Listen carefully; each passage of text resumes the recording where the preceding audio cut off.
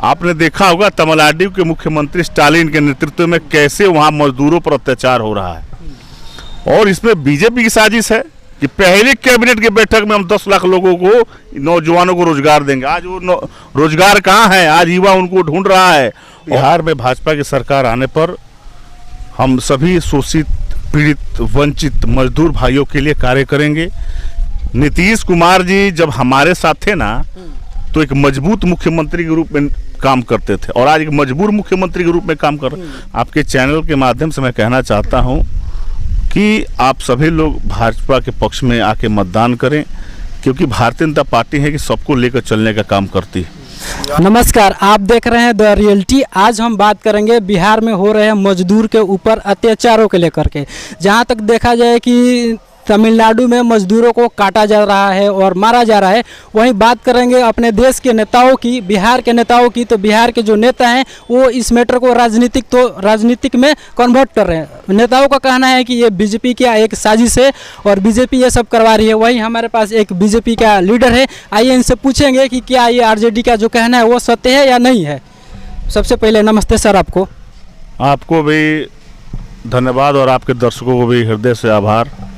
अभी एक बहुत बड़ा खबर आया है कि तमिलनाडु में मजदूरों को मारा जा रहा है और काटा जा रहा है। इतना वीडियो खतरनाक है कि आप सोशल मीडिया पे उसको चढ़ा नहीं सकते हैं। उसके बावजूद भी एक आरजेडी के प्रवक्ता हैं जिनका कहना है कि ये सब बीजेपी करवा रही है। क्या ये सत्य है?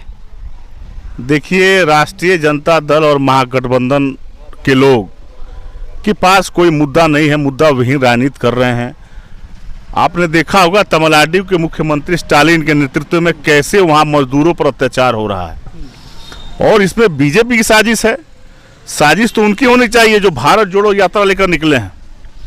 आज पूरे देश को विखंडित किया कांग्रेस ने, और उसी का एक जीता जागता ये स्वरूप है जो राष्ट्रीय जनता दल के लोग यहाँ पर कर रहे हैं। बिहार के लोगों को तो पूछना चाहिए यहाँ के उप मुख्यमंत्री तेजस्वी यादव से। जब चुनाव था तो तेजस्वी यादव अपने मन से सार्वजनिक लोगों से कहा करते थे कि पहले कैबिनेट की बैठक में हम 10 लाख लोगों को, नौजवानों को रोजगार देंगे। आज वो रोजगार कहाँ है? आज युवा उनको ढूंढ रहा है।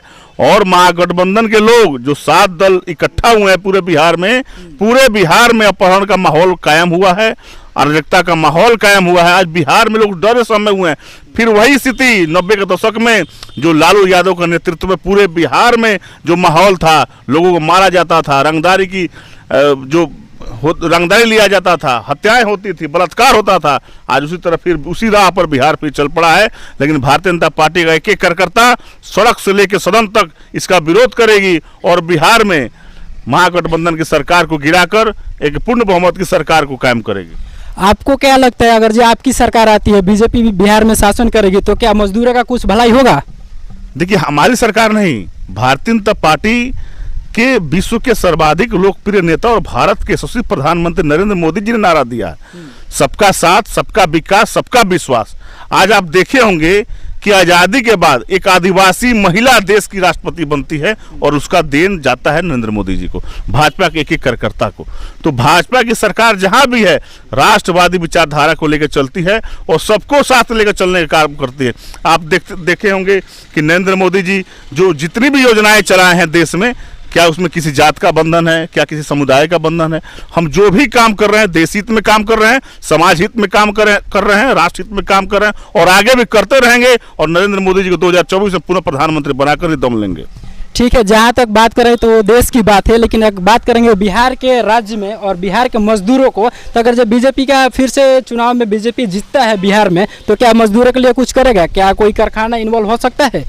देखिए, बिहार में भाजपा की सरकार आने पर हम सभी शोषित, पीड़ित, वंचित मजदूर भाइयों के लिए कार्य करेंगे, क्योंकि भाजपा के कार्यकर्ताओं की ये मानना है, जो हमारी जो मातृशक्ति है, हमारे जो पंडित दीनदयाल उपाध्याय जी को एकात्म मानववाद का दर्शन भाजपा का कार्यकर्ता लेकर चलता है, उनका ये मानना था, उनका एक मानववाद का ये दर्शन था कि विश्व में और देश में सबसे निचले पैदान पर खड़ा होने वाले व्यक्ति का अगर विकास हो जाता है तब हमारे भारत का विकास होता है। इस ध्यान को हम लोग लेकर चलने वाले हैं और मजदूरों के हित में नहीं, हम समाज के सभी वर्गों के हित में जो दबे कुचले उनके लिए आवाज़ के लिए काम करेंगे। बिहार में सरकार आने के बाद मजदूरों की उसकी अच्छी दृष्टि के साथ हम लोग उसको आगे ले चलने का काम करेंगे। नीतीश कुमार का जो कार्य है देखे हैं काफ़ी पहले भी, कभी भी कहीं भी अगर जो कुछ होता है बिहार को लेकर के तो इसमें खास करके मजदूर पे घटनाएं होती है, मजदूर पिटाते हैं। पिछले बार भी महाराष्ट्र में भी मजदूर को मारा गया है। तो नीतीश कुमार का जो कार्य है उस पर आप क्या बोलेंगे? वो मजदूरों के लिए क्यों नहीं कुछ सोचते हैं? नीतीश कुमार जी जब हमारे साथ थे ना तो एक मजबूत मुख्यमंत्री के रूप में काम करते थे और आज एक मजबूर मुख्यमंत्री के रूप में काम कर रहे हैं। मैं बताना चाहता हूं कि नीतीश कुमार जी को बिहार में ऐसी ऐसी घटनाएं होती हैं और उनका मंत्रालय, गृह मंत्री भी हुए हैं, आज बिहार के गृह मंत्रालय का पोर्टफोलियो उनके पास है, उन्हें जानकारी नहीं होती है। हम बता रहे हैं जो अभी शिक्षकों पर लाठीचार्ज हुआ था उन्हें जानकारी नहीं था। बिहार में आपराधिक घटनाएं हो रही हैं उनको जानकारी नहीं है। 2016 में मजदूर छपरा में मरे शराब पीकर, तो आपने उसे मुआवजा देने का काम किया। अभी आप देखेंगे छपरा में सैकड़ों लोग मरे हैं। वो कौन लोग मरे हैं? वो क्या बड़े लोग मरे हैं? वो मजदूर वर्ग के लोग मरे हैं जो डेली कमाता खाता है, हैंड टू माउथ है, जो डेली कमाता है और खाता है, वैसे लोग मरे हैं। और उसके लिए भाजपा और राष्ट्रीय जनतांत्रिक गठबंधन के सभी नेताओं ने कहा कि आप उसको मुआवजा दीजिए, लेकिन नीतीश कुमार एक जिद्दी मुख्यमंत्री के रूप में काम कर रहे हैं और इसका जवाब 2025 में बिहार की जनता उनको देगी। वो काम क्या करते हैं? कभी भी बिहार में कोई भी घटना होता है तो उनको ऐसा लगता है कि कुछ मालूम ही नहीं चला है, नाम के लिए शराब बंदी कर दी है, फिर भी शराब पी कर लोग मरते हैं, एक गरीब व्यक्ति मरता है, फिर भी उसका बयान आता है क्या जो पिएगा वो मरेगा। क्या ये मुख्यमंत्री का बयान उचित है? मैंने कहा ना कि हमारे साथ तो मजबूत मुख्यमंत्री के रूप में काम कर रहे थे और अभी महागठबंधन के साथ जब से गए हैं तो मजबूर मुख्यमंत्री के रूप में काम कर रहे हैं। तो नीतीश कुमार की मजबूरी हम लोग समझ रहे हैं और अब उनका संन्यास लेने का समय आया है। उन्हें एक लॉलीपॉप दे दिया गया है कि आप देश के प्रधानमंत्री के लिए जितनी भी जो विपक्षी जो शक्तियाँ हैं उसको आप एक करने में लगे। दिल्ली जाइए, नीतीश कुमार जी का कोई रास्ता है जी यहाँ पर? जैसे कि नीतीश कुमार बड़े बड़े ख्वाब देखते हैं प्रधानमंत्री बनने का, ऐसा उनका कार्य है। बिहार के लोग ही उनको वोट देंगे प्रधानमंत्री के पद पे? अरे यार, प्रधानमंत्री कैसे बनेंगे? उनका तो उनका दीवा स्वप्न है, जो दिन में जो सपना देखा जाता है ना वही है। और 6-6 महीना पर उनको स्वप्न आता है और फिर स्वप्न आया है। पहले तो 1 दर्जन प्रधानमंत्री के उम्मीदवार है विपक्षी में। कांग्रेस बोल रहा है राहुल गांधी होंगे, टीएमसी ममता बनर्जी अलग चिल्ला रही हैं, तो पहले इनको इकट्ठा तो करें। ये राष्ट्रीय जनता दल और लालू यादव की चाल है कि नीतीश कुमार जी को आगे करके और नीतीश को बिहार की कमान सौंपने का, और इसमें पूरी तरह फंसे हैं। खैर, उनकी अपनी दल है, अपना काम करे, भाजपा कार्यकर्ताओं की पार्टी है और बिहार में जंगल राज आने नहीं देगी, इस उद्देश्य से हम लोग काम करेंगे। अच्छा, आप बिहार के जो मजदूर व्यक्ति हैं उनको आप क्या सूचना देंगे? किस तरह से अपना मतदान करें ताकि बिहार को बदलाव ला सके और मजदूर अपने बिहार में ही कार्य करे, काम करने के लिए कहीं दूसरे राज्य में जाने की आवश्यकता न पड़े?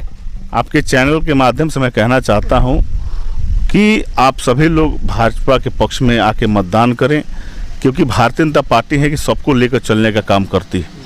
आप देखे होंगे कि हम लोग ऐसी योजनाएं जो मोदी जी की योजनाएं हैं, सुकन्या समृद्धि योजना हुआ, फसल बीमा योजना हुआ, आज किसानों के लिए हम लोग किसान जो निधि सहयोग निधि जो हम लोग 2000 रुपये करके दे रहे हैं, वो किसके हित में है? किसानों को हम लोग जागरूक करने के कि किसान जागरूक हो, गरीब जागरूक हो और इसके लिए काम करे, और भाजपा हमेशा मजदूरों के साथ खड़ी रही और खड़ी रहेगी। ये हमारे बीजेपी के कार्यकर्ता राहुल तिवारी अभी फिलहाल में जिला उपाध्यक्ष हैं और इन्होंने अपना बयान दिया, अपना विचार रखा और बिहार के मजदूरों से रिक्वेस्ट किया कि चुनाव के टाइम में वोट बीजेपी को दें और अच्छा एक कार्यकर्ता को दें ताकि देश में रोजगार लाएं और देश के बिहार के मजदूरों को बिहार से और दूसरे स्टेट में ना जाना पड़े, अपने बिहार में ही काम करें।